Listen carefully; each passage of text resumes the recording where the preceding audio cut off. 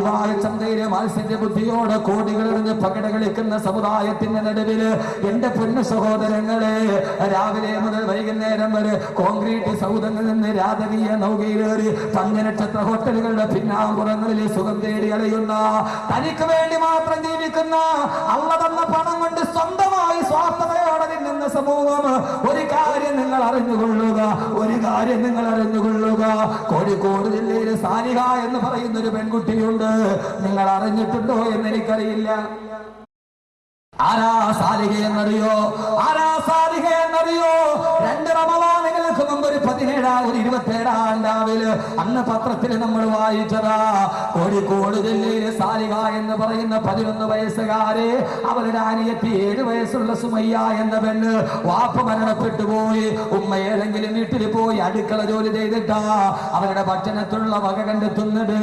എന്റെ ശബ്ദം കേൾക്കുന്ന ഈ കാസർഗോഡ് പ്രിയപ്പെട്ട പെങ്ങളെ, അവസാനമാ പാവപ്പെട്ട സാലിഹയുടെ ഉമ്മ കുറെ നാളുകളായി പരിപാലിച്ചിട്ട് ഹോസ്പിറ്റലിലായി 10-15 ദിവസം പകർച്ചപ്പനി ബാധിച്ചു കിടക്കുമ്പോ ഉമ്മ ജോലിക്ക് പോകുന്നില്ല. 15 ദിവസങ്ങളായി ആ പൊന്നുമക്കൾക്ക് തിന്നാൻ ഒരു നേരത്തെ ഭക്ഷണമില്ല. അവർക്ക് ഉമ്മയ്ക്ക് മരുന്ന് വാങ്ങിക്കാൻ പൈസയില്ല. ഗവൺമെന്റ് ഹോസ്പിറ്റലിന്റെ വരാന്തയിൽ ഒരു നേരത്തെ മരുന്ന് വാങ്ങിക്കൊടുക്കാൻ ഉമ്മാക്ക് ഒരു നേരത്തെ ആരും കൊടുക്കാൻ പോലും സുമയ്യ എന്ന 11 വയസ്സുകാരിയുടെ കയ്യിലില്ല. റമളാൻ 27 അന്ന് എല്ലാവരും സദഖ കൊടുക്കുന്നതിന്റെ അന്ന് റമളാൻ മാസത്തില് പൊരിവയിലേറ്റ് പടിമുറ്റത്ത് കാത്തു കിടക്കുന്ന പട്ടിണി പാവങ്ങളുടെ നേരെ 10 രൂപ വലിച്ചെറിഞ്ഞു കൊടുത്തിട്ട് സക്കാത്ത് കൊടുക്കുന്ന സമുദായം ആക്രോശിക്കുന്ന ദിവസം. സഹോദരങ്ങളെ, ദിവസങ്ങളായി സാലിഹയും സുമയ്യയും ഭക്ഷണം കഴിച്ചിട്ട് രാവിലെ സ്കൂളിലോട്ട് പോകാൻ സ്കൂൾ ഭാഗം തൂക്കി പോകുമ്പോ സ്കൂളിലേക്ക് 1.5 കിലോമീറ്റർ നടന്നു പോകണം.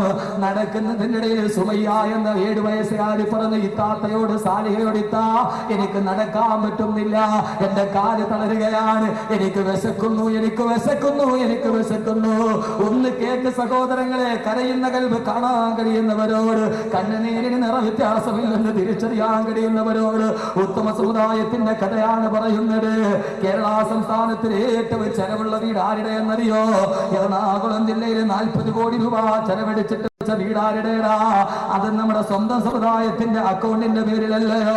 ലോകത്ത് നമ്മുടെ സമുദായം ആർഭാടത്തിന്റെ പുറകെ കുതിച്ചു പോകുമ്പോ, കോടികൾ കയ്യിലിട്ട് പകിട കളിക്കുമ്പോ 7 വയസ്സുകാരി സാലിഹ സുമയ്യ കയ്യിൽ പിടിച്ചിട്ട് നടക്കാൻ കഴിയില്ലെന്ന് പറഞ്ഞ് പൊട്ടിക്കരയുമ്പോ, ദിവസങ്ങളായി ഒരു നേരത്തെ ഭക്ഷണം കഴിക്കാറില്ലാതെ പാവപ്പെട്ട സാലിഹ എന്ന് പറയുന്ന സുമയ്യ എന്ന അനിയത്തിയുടെ കരച്ചിന്റെ മുമ്പിൽ പിടിച്ചു നിൽക്കാൻ കഴിയാതെ അനിയത്തിയുടെ കൈ പിടിച്ചുകൊണ്ട് സ്കൂളിലോട്ട് നടക്കുകയാ. പൊന്നു സഹോദര, നമുക്കത് ചിന്തിച്ചാൽ മനസ്സിലാവില്ല. രാവിലെ 7 മണിയാകുമ്പോ ബൂസ്റ്റ് കൊടുത്ത്, കോംപ്ലാനം കൊടുത്ത്, യൂണിഫോമും കൊടുത്ത്, കുടിക്കാനുള്ള കടിക്കാനുള്ള പോഷകാഹാരം പാത്രത്തിലടച്ച് കയ്യിൽ സ്വർണ്ണവളയുമിട്ട് സ്വർണ്ണവളയുമിട്ട് സ്കൂൾ ബസ്സിലും ഒരു മാസം 5000 രൂപ ഫീസും കൊടുത്ത് നമ്മുടെ മക്കൾ AC റൂമിൽ നിന്നിറങ്ങി കോൺവെന്റ് ഉള്ളിലോട്ട് പോകുമ്പോ നമുക്കതിന്റെ കട്ടപ്പാടറിയില്ല. സുമയ്യ കരയുകയാണ്. 7 വയസ്സുകാരി പൊന്നുമോൾ സ്കൂളിലോട്ട് പോകുന്ന വഴി കടിക്കാടില്ലാതെ വിശന്നിട്ട്, അങ്ങനെ വിശന്ന് വരയുമ്പോ നടന്നു പോകുന്ന വഴിയിൽ ഒരു ചെറിയ മരം കണ്ടു. ആ മരത്തിൽ ഒരു ചെറിയ പഴം കണ്ടു. സുമയ്യ പൊട്ടി കരയാൻ തുടങ്ങി. താത്ത, ആ പഴമെങ്കിലും പറിച്ചിട്ട് നിൽക്കുക, എനിക്ക് വിശക്കുന്നു, എനിക്ക് വിശക്കുന്നു. 7 വയസ്സുകാരി ശാഠ്യം പിടിക്കാൻ തുടങ്ങി. 11 വയസ്സുള്ള പെങ്ങൾ എന്താ ചെയ്യുക? അടുത്തിരുന്ന ഒരു കമ്പെടുത്തിട്ട് 2 പഴം അടിച്ച് താഴെയിട്ടു. ഒരെണ്ണം പൊട്ടിച്ചു നോക്കിയപ്പോ അകത്ത് നല്ല മഞ്ഞ നിറമാണ്. അത് പൊട്ടിച്ച് തന്റെ പൊന്നു പെങ്ങളുടെ, പൊന്നു സഹോദരിയുടെ ഒരു നേരത്തെ ഭക്ഷണം കഴിക്കാതെ വിശന്ന് വരച്ച പെണ്ണന്റെ കൂടപ്പിറപ്പിന്റെ വായിലോട്ടൊടിച്ചു കൊടുത്തു. ആർത്തിയോട് ഏഴാമ്പല് മഴ കണ്ട സന്തോഷത്തോടെ കുടിച്ചിറക്കുമ്പോ സാലിഹയും ഒരെണ്ണം പൊട്ടിച്ചു കുടിച്ചു. ഒരൽപ്പനേരം കഴിഞ്ഞപ്പോ 7 വയസ്സുകാരിയുടെ വായിലൂടെ നുരയും പറയും വരാൻ തുടങ്ങി. സഹോദരങ്ങളെ, പെടഞ്ഞ് സുമയ്യ തളർന്ന് താഴെ വീടുമ്പോ സാലിഹയും തളർന്നുപോയി.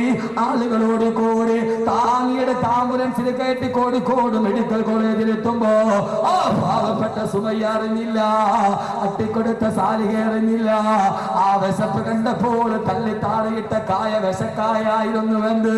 വിശപ്പ് വന്നപ്പോൾ തിന്നത് വിശപ്പ് വന്നപ്പോൾ തിന്നത് ഒരു വിശക്കായായിരുന്നെന്ന് അവൾ അറിഞ്ഞില്ല. സുമയ്യ എന്ന 7 വയസ്സുകാരി പെണ്ണ് മോർച്ചറിയില് 11 വയസ്സുള്ള സാരിക ഇന്നും അതിന്റെ ആഘാതത്തിൽ നിന്ന് മോചനം നേടിയിട്ടില്ല. ഇതാരുടെ കഥയാണെന്നറിയോ? ഇതാരുടെ കഥയാണെന്നറിയോ? ആളുകൾ കേരളത്തിന്റെ അക്ഷരനഗരമല്ലേ കോട്ടയം നഗരം. കോട്ടയം നഗരത്തിലാണ് 12 വയസ്സുള്ള ഒരു കുട്ടി. അവന്റെ ഉമ്മ കാസർഗോഡ് മെഡിക്കൽ കോളേജിൽ ക്യാൻസർ പിടിച്ചു കിടക്കുന്നു. വാപ്പ ചെറുപ്പം മുതലേ തളർന്നു കിടക്കുന്നു. ഒരു നേരത്തെ ഭക്ഷണം ഉമ്മാക്ക് വാരിക്കൊടുക്കാറില്ലാതെ രാവിലെ ആ 12 വയസ്സുകാരനായ ബാലന് കോട്ടയം നഗരത്തിൽ ഒരുമിച്ച് കൂടി ആയിരക്കണക്കിന് ആളുകളുടെ മുമ്പിൽ കൈനീട്ടി. അക്ഷരനഗരമെന്ന കോട്ടയം നഗരത്തിൽ വിദ്യാഭ്യാസവും സംസ്കാരമുള്ള ഒരൊറ്റ മനുഷ്യൻ പോലും അവൻ 1 രൂപയുടെ നാണയത്തൊട്ട് കൊടുത്തില്ല. അവനെ ആട്ടി ഓടിച്ചു അക്ഷരനഗരത്ത്. ആ പാവപ്പെട്ട 12 വയസ്സുകാരന് നടന്ന് വിഷമിച്ചു കഴിയുമ്പോ അവൻ തൊട്ടടുത്ത ഞാവൽ മരത്തിന്റെ മുകളിലോട്ട് കയറി. ആ ഞാവൽ പഴം കടിച്ചിട്ട് വിശപ്പടക്കുമ്പോ റോഡിലൂടെ നടന്നു പോയ ആരോ പറഞ്ഞു, താഴെ ഇറങ്ങി വന്ന നിനക്കൊരു നേരത്തെ ഭക്ഷണം വാങ്ങിച്ചു തരാമെന്ന്.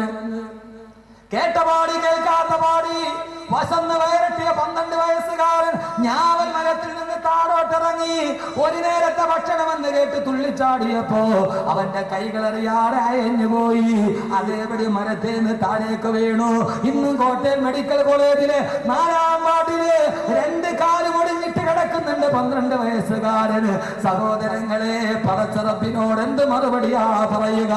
ഇവിടെ ഒരു അൻസാറുകളുടെ ദൗത്യം നമ്മൾ ഏറ്റെടുക്കണ്ടേ?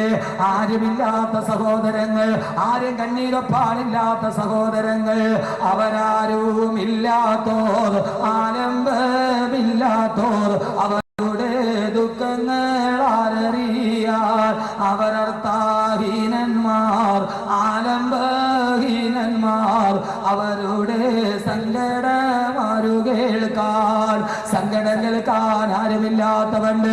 സങ്കടം കേട്ടാൻ ഏറ്റെടുത്തവരെ മഹർ 2001 ശ്രമം ഏറ്റവും ഒരു ഉത്തമ ശ്രമമാണ്. അതുകൊണ്ട് സഹോദരങ്ങളെ, അൻസാറുകൾ ഏറ്റെടുത്ത് മുഹാജിരീങ്ങള്, അത് അൻസാറിന്റെ ജോലി, അൻസാറുകളുടെ സ്വഭാവമാണ്. സ്വന്തം ഭാര്യമാരെ തലാക്ക് ചൊല്ലി മറ്റൊരാൾക്ക് കൊടുത്തു. 2 ഭാര്യമാരുള്ളവരെ തലാക്ക് ചൊല്ലിയിട്ട് ഒരു ഭാര്യ മഹാദരായ സഹാബത്തിന് കൊടുത്തു. സ്വന്തം വീട്ടിൽ അവർക്ക് ഇടപാട് കൊടുത്തു. പിന്നീട് അവരാരായി മാറി എന്നറിയോ? അവര് ലോകത്തിലെ ഏറ്റവും വലിയ സഹോദരങ്ങളായി മാറി. നാടും വീടുമില്ലാത്തവനെ 2 കൈ നീട്ടി സ്വീകരിച്ചു അൻസാറുകൾ. അല്ലാഹുവിന്റെ റസൂൽ അൻസാറുകളെ വല്ലാതെ സ്നേഹിച്ചു പോയി.